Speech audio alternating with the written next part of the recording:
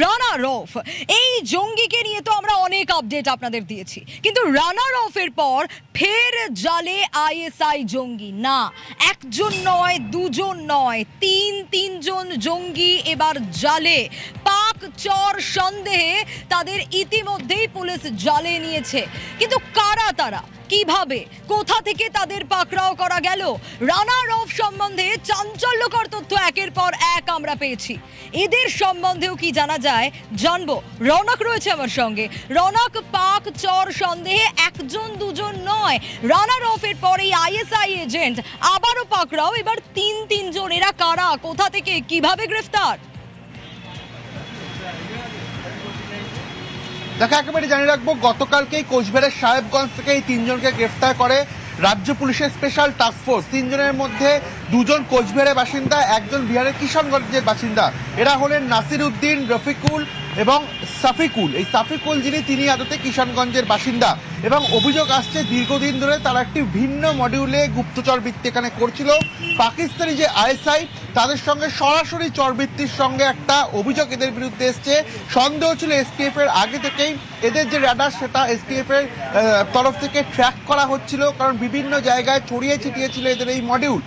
বিশেষ করে যেভাবে ভারতের সঙ্গে পাকিস্তানের এই পাক এজেন্টরা ভারতের বিভিন্ন স্লিপার সেলে যারা রয়েছে, ভারতে যে চরবৃত্তির জন্য যাদেরকে এখনো ধরা হয়েছে এসটিএফ এর তরফে, তাদের সঙ্গে এরা কিভাবে যোগাযোগ করত, এই যোগসূত্র যখন এসটিএফ এর তরফ থেকে খোঁজ করা হয়, এসটিএফ এর তরফ থেকে তদন্তে নেওয়া হয়, সেই জায়গায় কিন্তু এই মডিউল সামনে আসে।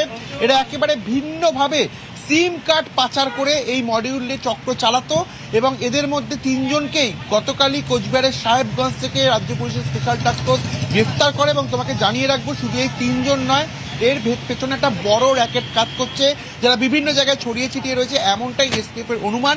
এদেরকে জিজ্ঞাসাবাদ করে সেই গুপ্তচর বৃত্তি যে র্যাকেট, সেই র্যাকেটের ইতিমধ্যে হদিশ চালানোর চেষ্টা করছে রাজ্য পুলিশের স্পেশাল টাস্ক ফোর্স। বেশ রৌনক, সঙ্গে থাকো।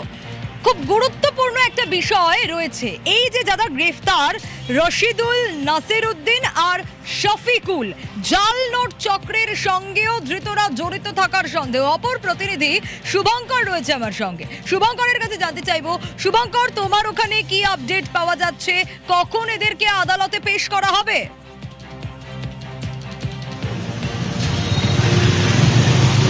দেখো, তোমাকে জানিয়ে রাখি, গতকালই কিন্তু এসটিএফ গোপন সূত্র খবর পেয়ে সাহেবগঞ্জ থানার অন্তর্গত এই সাহেবগঞ্জ থানার তিন দিক কিন্তু বাংলাদেশ সীমান্ত লাগোয়া ঘেরা, সেই সাহেবগঞ্জ থানার বিভিন্ন গ্রামে অভিযান চালায় গোপন সূত্র খবর পায় এবং সেখান থেকেই তিনজনকে আটক করেছে বলে, গ্রেপ্তার করেছে বলে জানা যাচ্ছে। এবং কিছুক্ষণ আগে তাদেরকে দিনহাটা বিশেষ আদালতে আজ তোলা হয়। এখন আদালতের ভেতরেই ধৃতরা রয়েছেন, তাদেরকে বের করা হবে। এরপরেই কিন্তু জানা যাবে যে তারা কি জন্য এসেছেন, কোথা থেকে তাদেরকে ধরা হয়েছে, তারা কোন কাজে জড়িত। তবে এসটিএফ সূত্রে যেটা দাবি করা হচ্ছে যে তারা ভারতীয় সিম বাংলাদেশ হয়ে পাকিস্তানে পাচার করছে, তেমনটা যেমন জানা যাচ্ছে, পাশাপাশি জাল নোট চক্রের সঙ্গেও জড়িত। তবে এদের সঙ্গে আরও যেটা জানা যাচ্ছে যে আরও বেশ কয়েকজন, মোট 7 জনের নাম রয়েছে এই চক্রে। যদিও এই 3 জনকে ধরেছে, বাকি যে 4 জন রয়েছে সেই 4 জনের খোঁজেও কিন্তু তল্লাশি শুরু করেছে এসটিএফ। তাদের বিরুদ্ধেও এরকমই অভিযোগ রয়েছে যে বাকি 4 জনের কথা বলছো, মানে তুমি 7 জনের কথা বলছিলে। 3 জনকে পাকড়াও করা সম্ভব হয়েছে, আরো 4 জনকে পাকড়াও করা এখনো যায়নি, যাদের খোঁজ করছে পুলিশ।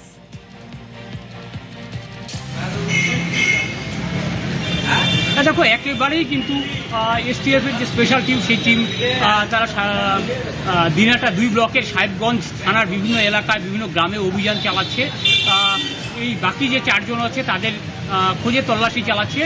যেহেতু 3 জনকে তারা ধরতে পেরেছে, এই 3 জনকে জিজ্ঞাসাবাদ করে বাকি যে 4 জন আছে তারা কোথায় আছে, কি কাজ করতো, তাদেরকে জিজ্ঞাসাবাদ করলেই কিন্তু বাকিদের যে ধরাটা সহজ হবে বলে এসটিএফ মনে করছে। বেশ,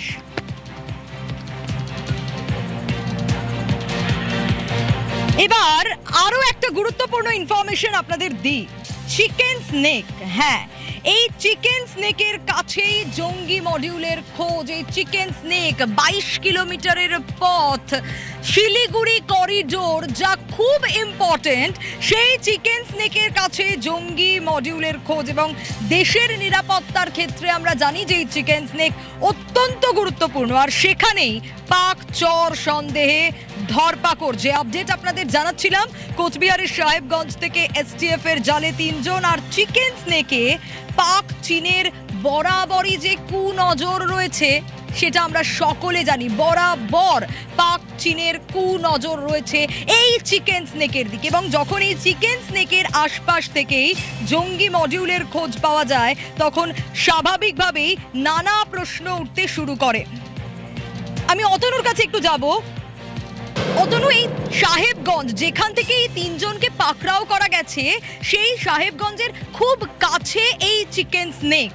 স্বাভাবিকভাবেই প্রশ্ন উঠবে যে সাহেবগঞ্জের খুব কাছাকাছি চিকেন স্নেক এবং সাহেবগঞ্জ থেকে এই জঙ্গি মডিউলের 3 জন পাকচর সন্দেহে গ্রেফতার, স্বাভাবিকভাবেই কতটা উদ্বেগের? আমি বলবো না এটা উদ্বেগের, সোনিয়া, আমি বলবো এটাই হওয়ার ছিল।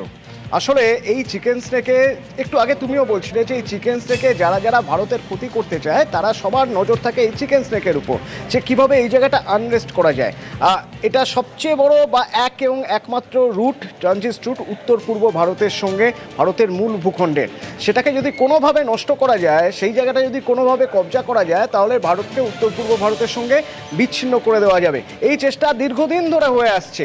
আমি বলবো না এটা কতটা টেনশনের বা আতঙ্কের এই 3 জন ধরা পড়লো, বরং আমি বলবো যে এটা ভালো হলো যে এতদিন ধরা পড়েনি, এবার ধরা পড়লো। এটা আমাদের সাফল্য যে এই চিকেন স্টেককে অশান্ত করার জন্য এতদিন ধরে জঙ্গিরা থেকে গিয়েছে, কখনো কোচবিহারের সাহেবগঞ্জে, হয়তো আরও কিছু কিছু জায়গায় উত্তরবঙ্গ জুড়ে বিভিন্ন জায়গায় এসটিএফ এবং বেঙ্গল এটিএস তারা তল্লাশি চালাচ্ছে, তাদের মতো ইন্টেলিজেন্স ডিপার্টমেন্ট নিয়ে কাজ চালাচ্ছে এবং এক এক করে ধরা পড়ছে। এই যে ধরা পড়লো, এটা একদিক থেকে ভালো, এটা অনেক আগে ধরা পড়া উচিত ছিল। এটা আমাদের সাফল্য যে আমরা ধরতে পারলাম যে এখানে বসে এরা এইভাবে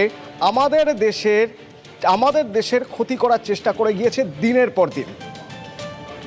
একদমই অতনু, হয়তো অনেক বড় ক্ষতি হয়ে যেতে পারতো, যা কার্যত বানচাল হয়ে গেল বলা যায়। তার কারণ এর আগে আমরা দেখেছি হামিম, যদিও আমরা জানতে পেরেছি যে হামিমের সাথে হয়তো সেই অর্থে এই রানার অফ যোগ আছে কি নেই সেটা পরের বিষয়, কিন্তু জঙ্গি বিষয়টা একই, যে বছরের পর বছর এই জঙ্গিরা এভাবেই এখানে বাংলায় ঘাঁটি গেড়েছিল এবং এখন একে একে সেই জঙ্গিরা ধরা পড়ছে। রানার অফ, যার সম্বন্ধে একের পর এক চাঞ্চল্যকর তথ্য উঠে এসছে। আবার সাহেবগঞ্জ থেকে এই পাকচর সন্দেহে আইএসআই এজেন্ট 3 জন পাকড়াও। শুধু তাই নয়, যেমনটা শুভঙ্কর আমাদের প্রতিনিধি আমাদের জানাচ্ছিলেন যে আরো 4 জনও নাকি রয়েছেন, 7 জন মোট। যে 4 জনের হদিশ এখনো পর্যন্ত পাওয়া যায়নি, যে 4 জনের খোঁজ চালাচ্ছে পুলিশ। এখনো পর্যন্ত 3 জনকে জালে নেওয়া সম্ভব হয়েছে। এই 3 জন কারা কারা আপনাদের জানিয়ে রাখি। এই 3 জঙ্গির নাম রশিদুল, নাসির উদ্দিন এবং শফিকুল। আরো একটা আপডেট দিই, কিছুক্ষণ আগে আপনাদের বলছিলাম না, এই যে চরবৃত্তি, এই চরবৃত্তির সঙ্গেই জাল নোটের কারবার চলছে। হ্যাঁ, এসটিএফ এর হাতে এসেছে বিস্ফোরক তথ্য। একদিকে তো আমরা জানি যে এই জঙ্গিরা ভারতের গোপন তথ্য পাচারের চেষ্টা করে। কমলিকা রয়েছে নিউজ রুম থেকে আমার সঙ্গে। কমলিকার কাছ থেকে জানতে চাইবো, কমলিকা, চরবৃত্তি তো চলছেই, জাল নোট পাচারের এই চক্র, এসটিএফ এর হাতে ঠিক কি কি তথ্য উঠে আসছে, কি কি জানতে পারছো? দেখো, যেটা জানা যাচ্ছে সেটা হচ্ছে সিম কার্ড, তাদের কাছে যে বিভিন্ন রকমের ফেক সিম কার্ড ছিল, সেই সিম কার্ডগুলো তারা বাংলাদেশে পাঠাতো এবং বাংলাদেশ থেকে বাংলাদেশে পাকিস্তানি চরেরা বসে থাকতো, সেই পাকিস্তানি চরেরা সেই সিম কার্ডগুলো পাকিস্তানে পাঠিয়ে দিত। কেন? এটার কিসের উদ্দেশ্য? এই বিভিন্ন জায়গা থেকে ভারতের সিম কার্ড যদি পাকিস্তানে চলে যায় তাহলে কিভাবে সেটা বিপজ্জনক সেটা বুঝতেই পারছো। এবং কেন এটা বিপজ্জনক? কারণ বিভিন্ন এই সিম কার্ড ব্যবহার করে বিভিন্ন রকমের যেটা বলা যেতে পারে যে ফেক কারেন্সি, সেটা ভারতের যে অর্থনীতি সেটার মধ্যে ঢুকিয়ে দেওয়ার উদ্দেশ্য। যে উদ্দেশ্যে ভারত সরকার ডিমনিটাইজেশন করেছিল। কেন করা হয়েছিল ডিমনিটাইজেশন? যাতে এই ধরনের যে ফেক কারেন্সি, এই ফেক কারেন্সিগুলোকে বন্ধ করা যায়। এই যে বিষয়টা, যেটা এই আবার যে এরা একটা চেষ্টা শুরু করেছে যে ভারতবর্ষের অর্থনীতিকে আঘাত করার যে একটা চেষ্টা সেটাকে প্রতিহত করছে বেঙ্গল এসটিএফ, এবং তারা টিপ অফ পেয়ে, এবং আমরা জানি যে যেহেতু কেন্দ্র রাজ্য এখন একেবারে হাতে হাত মিলিয়ে কাজ করছে, এই ইন্টেলিজেন্স তাদের কাছে ছিল এবং সেখান থেকে এই জায়গায় গিয়ে তারা এদেরকে গ্রেপ্তার করে, এই 3 জনকে গ্রেপ্তার করে। এবং আমরা দেখেছি যে গত 2 মাসে দফায় দফায় গ্রেপ্তার হয়েছে, যেরকম একদিকে হামিম গ্রেপ্তার হয়েছে, তারপরে রানার অফ গ্রেপ্তার হয়েছে, এবং এখানে এই 3 জনকে গ্রেপ্তার করা, এই জায়গাটা সীমান্তের খুব কাছাকাছি জায়গা, চিকেন স্নেকের কাছাকাছি জায়গা, কিন্তু উদ্দেশ্য অর্থনীতিক, ভারতের যে অর্থনীতি তাকে টার্গেট করা, আর উদ্দেশ্য হচ্ছে লুক অর্থাৎ টেররাইজ ইস্ট, এই পলিসিটা এরা নিয়ে চলছে। কিন্তু আমরা যেটা জানতে পারছি যে ভারতের গোয়েন্দা বাহিনী এবং রাজ্যের গোয়েন্দা বাহিনী, তার সঙ্গে সঙ্গে এসটিএফ এবং স্পেশাল ফোর্স, তাদের জন্য এটা খুব বড় জয়, কারণ তারা এইভাবে এদেরকে একেবারে যেটা বলে যে ধরতে পেরেছে, এবং এদের যা যা প্ল্যান ছিল সেই সমস্ত প্ল্যান কিন্তু বানচাল হয়ে গেছে, এমনটাই জানা যাচ্ছে। বেশ কমলিকা, এই যে কমলিকাও যে সিম পাচারের তথ্য দিচ্ছিল, এসটিএফ এর হাতে যে বিস্ফোরক তথ্য উঠে এসছে, আপনাদের জানিয়ে রাখি ভারত থেকে পাকিস্তানে সিম পাচার হয়ে যেত। হ্যাঁ, বাংলাদেশে থাকা যেসব পাক এজেন্টরা ভারতের সিম বিক্রি হতো তাদের কাছে, আর সেই সিমই কি ঘুরপথে পাকিস্তানে চলে যেত। কিভাবে চক্রটা কাজ করত, রনক রয়েছে আমার সঙ্গে। রনক, যেমনটা আমরা জানতে পারছিলাম কমলিকার কাছ থেকেও যে ভারত থেকে পাকিস্তানে সিম পাচার হতো, এবং বাংলাদেশে এইসব যারা এজেন্টরা রয়েছে কোথাও কি তাদের থেকেই ঘুরপথে পাকিস্তানে যেত।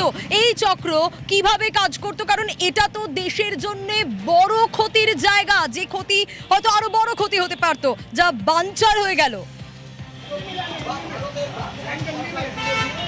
একদমই, এসটিএফ আগে এদের মোডাস অফ অপারেন্ডি কিন্তু ধরে ফেলেছিল যে ভারতীয় এরকম সিম কার্ড পাকিস্তানে পাচার হচ্ছে, কারা পাচার করছে। এই বিষয়টি যখন এসটিএফ তদন্তে নামে তখনই কিন্তু এই 3 জনকে গ্রেফতার করা হয়। মূলত এদের কি কাজ ছিল, এরা ভারতের থেকে বিভিন্ন অর্থাৎ দেশের মধ্যে থাকা বিভিন্ন যে সিমের কোম্পানি সেখান থেকে বেআইনিভাবে প্রচুর সিম কালেক্ট করতো। সেই সিমগুলো তারা সীমান্ত লাগা অঞ্চল থেকে বাংলাদেশে থাকা পাক এজেন্ট গুপ্তচর যারা ছিল তাদের হাতে পৌঁছে দিত। একটা বড় চোরাচালান চক্র। সেইখানে সিম কার্ড পৌঁছে যাওয়ার পরই বাংলাদেশ থেকে সরাসরি পাক আইএসআই শীর্ষকর্তা বা পাক আইএসআই গুপ্তচর যে যে জায়গায় ছড়িয়ে ছিটিয়ে রয়েছে সেখানে পৌঁছে যেত এই ভারতীয় সিম কার্ড। এবার সেখানে পৌঁছানোর পর সেখান থেকে ফোন করা হতো ভারতে বা ভারত সীমান্ত লাগা বিভিন্ন দেশে থাকা পাক গুপ্তচরদের। অর্থাৎ যে নেটওয়ার্ক কাজে লাগার জন্য, নেটওয়ার্ককে সক্রিয় করার জন্য ভারতীয় সিম কার্ডের ব্যবহার করতো পাক আইএসআই, এবং গুপ্তচর বৃত্তির জন্য যে সিম কার্ডগুলো ব্যবহার করতো সেই সিম কার্ড সাপ্লাই দিত এই 3 জন। এবং তোমায় জানিয়ে রাখি বাংলাদেশ থেকে সরাসরি পাকিস্তানে, পাঞ্জাব এবং নেপালেও এই সিম কার্ডগুলি চোরাচালান করা হতো, যাতে করে কিনা তাদের এই যে গুপ্তচর বৃত্তির যে নেটওয়ার্ক সেই নেটওয়ার্ক তারা সর্বক্ষণ অ্যাক্টিভ রাখতে পারে। এবং এরকম ভুয়ো প্রচুর সিম কার্ড তারা বিগত বেশ কয়েক বছর ধরে এরকম চোরাচালান করে গেছে, এবং তারপরে কিন্তু এইভাবে বিগত বেশ কয়েক বছর ধরে এই কাজ চলতো। হ্যাঁ, বাংলায় যেভাবে জঙ্গিরা আস্তানা গেড়েছিল এবং এখন যেভাবে একের পর এক জঙ্গি পাকড়াও হচ্ছে, তাতে বেশ কয়েক বছর ধরে যে কাজ চলছে তা বলার অপেক্ষা রাখে না। আমার সঙ্গে সহকর্মী অতনু রয়েছে নিউজ রুম থেকে, অতনুর কাছেই যাব। অতনু, ভারতের সিম কার্ড পাচার হয়ে যাওয়ার অভিযোগ পাকিস্তানে, ভারতের সিম কার্ড নিয়ে পাকিস্তানে কি হতে পারে, ভারতের সিম কার্ড পাকিস্তানে কিভাবে ব্যবহার হতে পারে, কেন এই সিম পাচার? এই মডিউল একটা অদ্ভুতভাবে কাজ করতো। মানে আমি খুব সহজভাবে যদি বলি তাহলে আমি কাউকে ফোন করছি এবং তার সিম কার্ড ভারতেরই, তাহলে তিনি ভারতে না থেকে যদি পাকিস্তানেও থাকেন, থাইল্যান্ডে থাকেন, তিনি বাংলাদেশে থাকেন, চট করে গোয়েন্দাদের সন্দেহ হবে না। সাইবার ক্রাইম বিশেষজ্ঞ যারা রয়েছেন তারা চট করে বুঝতে পারবেন না, তারা মনে করবেন দেশের মানুষের সঙ্গে কথা বলছে, কারণ দুটোই তো ভারতের সিম। কিন্তু সেই ভারতের সিম চলে যাচ্ছে পাকিস্তানে। এখনো পর্যন্ত যা যা নেটওয়ার্ক পাওয়া যাচ্ছে, জানা যাচ্ছে পাকিস্তানের পাঞ্জাব প্রভিন্স, সেই পাঞ্জাব প্রভিন্স থেকে অপারেট করা হতো। এবার ওই সিম দিয়ে পাকিস্তানের জঙ্গিরা বা আইএসআই চর তারা আমাদের এখানের মডিউলে যারা রয়েছে তাদের সঙ্গে যোগাযোগ করতো। স্বাভাবিকভাবে যদি কেউ ইন্টারসেপ্ট করে তো কি করবে, সে জানবে যে একটা ভারত সরকারের সিম এবং আরেকটা ভারত সরকারের সিম, এই দুটো সিমের মধ্যে কথোপকথন হচ্ছে, তাদের মধ্যে একজন যে পাকিস্তানের সেটা চট করে ধরা সম্ভব হবে না। সেই জন্যই ফেক নথি দিয়ে, জাল নথি দিয়ে একের পর এক ভারতীয় সিম বা আমাদের দেশের সিম পাচার করে দেওয়া হতো পাকিস্তানে, সেটা কখনো নেপাল ঘুরে বাংলাদেশ ঘুরে চলে যেত পাকিস্তানের পাঞ্জাব প্রভিন্সে। সেখান থেকে যারা চরবৃত্তি করতেন বা সেখানকার যারা মডুলার যারা রয়েছেন আইএসআই এর, তারা সেখান থেকে এখানে যারা চর রয়েছে ওই সিমের মাধ্যমেই যোগাযোগ করত, যাতে চট করে ধরাই যেত না ফোন আসছে পাকিস্তান থেকে, নথি যাচ্ছে পাকিস্তানে, মেসেজ হচ্ছে পাকিস্তান থেকে, আবার রিপ্লাই আসছে ভারত থেকে পাকিস্তানে, বোঝা যেত না। তাহলে কি বোঝা যেত? মনে হতো ভারতেরই দুই প্রান্ত থেকে হয়তো কথাবার্তা আদান প্রদান চলছে বা মেসেজ চালাচালি চলছে। বোঝা যেত না যে আসলে পাকিস্তান চরবৃত্তি করছে ওখান থেকে আমাদের সিম দিয়েই। সেই জন্য ভারতীয় সিম দরকার পাকিস্তানের আইএসআই এর। একেবারে অতনুঠিক যে কথা বলছিল আমাদের দর্শকদেরকেও জানাবো একটু, এই যে ভারত থেকে পাকিস্তানে সিম পাচার হয়ে যাওয়া, লজিকটা কিন্তু তারা একেবারে অন্য রকম ভাবে ভাবতো, তা বলার অপেক্ষা রাখে না। অতনু, ইতিমধ্যে শান্তনু সোম রয়েছে আমাদের সঙ্গে, তোমার প্রশ্ন। শান্তনুদা, happy independence day. Happy independence day to you too. আজ ব্রেকিং নিউজ, 3 জন আইএসআই চোর সন্দেহে ধরা পড়েছে একেবারে চিকেন স্নেকের কাছ থেকে, এবং এটা নিয়ে একটা উদ্বেগ আর চতুর্দিকে আশঙ্কা ছড়িয়ে পড়েছে। আমার মনে হয় এটা সাফল্য যে এতদিন ধরে ঘাঁটি গেড়ে বসে থাকাদের আজ এই স্বাধীনতা দিবসের দিনেই আমরা সুখবর পেলাম যে অন্তত 3 জনকে ন্যাপডাউন করা সম্ভব হয়েছে, 3 জনকে ধরা সম্ভব হয়েছে। আপনার কি মনে হয়? হ্যাঁ, সুখবর তো বটেই, তবে এরা এটা 3 জন হচ্ছে যেটাকে ইংরেজিতে বলে টিপ অফ দ্য আইসবার্গ। এরা অনেকদিন ধরেই ঘাঁটি ঘেড়ে বসে আছে নানা জায়গাতে, এবং আমাদের চিফ অফ ডিফেন্স স্টাফ যে ওই 0.5 ফ্রন্টের কথা বলেছিল, এরা হচ্ছে সেটারই পার্ট। এবং আমার আর একটা বক্তব্য আছে, সেটা হচ্ছে যে লোকাল সাপোর্ট ছাড়া তো এরা এতদিন ধরে এখানে থেকে অপারেট করতে পারবে না। সুতরাং এদেরকে ধরার সঙ্গে সঙ্গে এই লোকাল সাপোর্টের ইনভেস্টিগেশনটাও খুবই জরুরি আর কি এর সঙ্গে। শান্তনুদা, আমি এটুকু বোঝার চেষ্টা করবো একটু আপনার থেকে। আমরা এতদিন ধরে দেখতাম বাংলাদেশ থেকে জঙ্গিরা আসছে, একটা রুট, যে রুটটা হচ্ছে বাংলাদেশের জঙ্গিরা এখানে জেএমবি জঙ্গি হোক বা এসআইরা তারা চলে আসতো বাংলাদেশ থেকে, এখন দেখছি নেপাল থেকে আসছে, কেন? হ্যাঁ, খুব স্বাভাবিক ব্যাপার। কারণ হচ্ছে যে নতুন সরকার আসার পর থেকে এই আমাদের ইন্দো বাংলাদেশ বর্ডারের ওপর আরো বেশি নজর বেড়েছে, এবং ফেন্সিং আরো শক্ত হচ্ছে। সুতরাং এই অবস্থাতে যেটা হচ্ছে সেটা হচ্ছে আমাদের আইএসআই এর নজর গিয়ে পড়েছে ইন্দো নেপাল বর্ডারের ওপরে। কারণ আমাদের ফ্রেন্ডশিপ ট্রিটি অনুযায়ী ইন্দো নেপাল বর্ডার যথেষ্ট ওপেন এবং উন্মুক্ত বর্ডার, এবং আসা যাওয়া করাটা খুব একটা শক্ত নয় আর কি। ওই একটু একটা আইডি কার্ড দেখালো বা অনেক সময় সেটাও দেখানোর প্রয়োজন পড়ে না, সেই হিসেবে যাতায়াত চলে। সুতরাং ওরা সহজ করতে বেছে নেবেই। সেই হিসেবে ইন্দো নেপাল বর্ডার এখন আমাদের জন্য একটা থ্রেট হয়ে দাঁড়াতে পারে। আর তাহলে কি আমাদের বাংলাদেশের মতোই আমাদের এই ওপেন বর্ডার তত্ত্ব থেকে সরে আসা উচিত নেপালের সঙ্গে? দেখুন, ব্যক্তিগতভাবে আমার মত অতি অবশ্যই তাই। কারণ নেপাল আমাদের বন্ধু রাষ্ট্র, এবং সেই ক্ষেত্রে হিন্দু রাষ্ট্র বটে। কিন্তু যাই মানে না হলেও মানে এগুলো বিচার করলেও আইএসআই এর নেপালের মধ্যে প্রচুর মডিউল অ্যাক্টিভ রয়েছে, এবং তারা তো ওই সহজ রাস্তাটা বেছে নেবেই। সুতরাং নেপাল থেকে ভারতের রাস্তাটাকে ওই ইন্দো বাংলাদেশ বর্ডারের মতনই ট্রিট করা উচিত আমি মনে করি। ধন্যবাদ শান্তনুদা।